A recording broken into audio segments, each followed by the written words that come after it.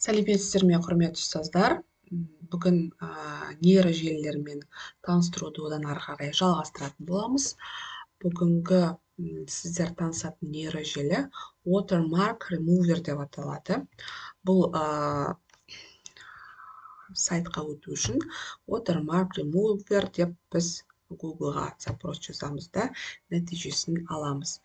Яғни бұл нейрожелі сізге мысалы қандай да бір суреттер болады, бірақ жаңағы мысалы Canva-да болсын, тағы да басқа сайттардан алынған жаңағы водяной знактармен, сол водяной знактарды алып тастауға мүмкіндік беретін осындай нейрожелі Watermark Remover деп аталады.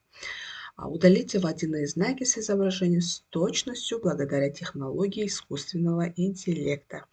Яғни, бұл платформаны сервисті қолдану үшін, бұл нейрожеліні қолдану үшін бізге ең алдымен тіркеліп алу қажет. Бір рет тіркеліп аласыздар, одан кейін сол аккаунт арқылы кіре беруге болады.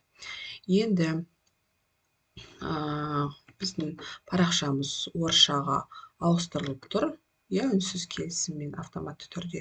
Егер ауыспаған болса, перевести на русский язык деп кез келген жерден тышқанның оң жақ батырмасын басып, қазақшаға ауыстырып алсаңыздар болады. Енді бұл жерде біз не істейміз? Бұл жерде загрузить изображение дейміз. Яғни изображение, менде мысалы мен нам изображениені жаңа жүктеу үшін дайындап қойғанмын. Яғни мынандай водяной знактар болады кейбір суреттерде. Сондай бір әдемі суреттер, оны қолданғыңыз кеп тұр, бірақ ол суреттерде мынандай водяной знактар болады. Осы водяной мінеке проф деп жазып тұр ғой.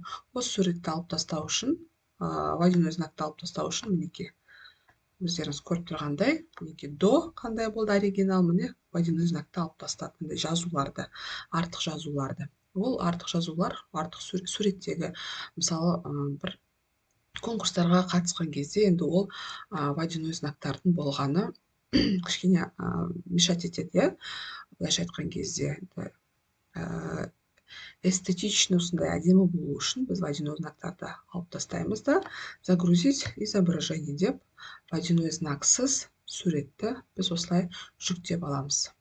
Мінеке, мен жаңағы водяной знакпен берілген суретім, көрсетілген суретім, мінеке, Watermarks деп тұр, мінеке. Оны осы жерден көрсеңіздер болады, ол осыған дейін қалай болды. Содан кейін, оны өзгерткеннен кейін бізде қандай нәтиже берді. До, после деп жаңа өздеріңіз байқағандарыңызда. Дегенмен де, енді мен компьютердегі версиямды да сіздерге ашып көрсетейін. Мына менде компьютерде өзгермеген нұсқасы болатын. Өзгермеген нұсқасы мінеке. Енді осының қазір біз жүктеп алған өзгерген нұсқасын осы жерден көре аламыз. Яғни мінеке. Открыть с помощью деп ашып көрсетейін сіздерге. Мінеке, мына уже өзгерген нұсқасы, екінші нұсқа, мына уже өзгерген нұсқасы. Оны да үлкен қылып ашып алайын, мінеке. Бұл жерде ешқандай водяной знактар жоқ. Осындай қарапайым ғана, бірақ дегенмен кейде шын мәнінде қажет болатын жағдайлар болады. Сол кезде осы нейрожеліні қолдансаңыздар болады. Назарларыңызға рахмет, пайдаларыңызға жарасын.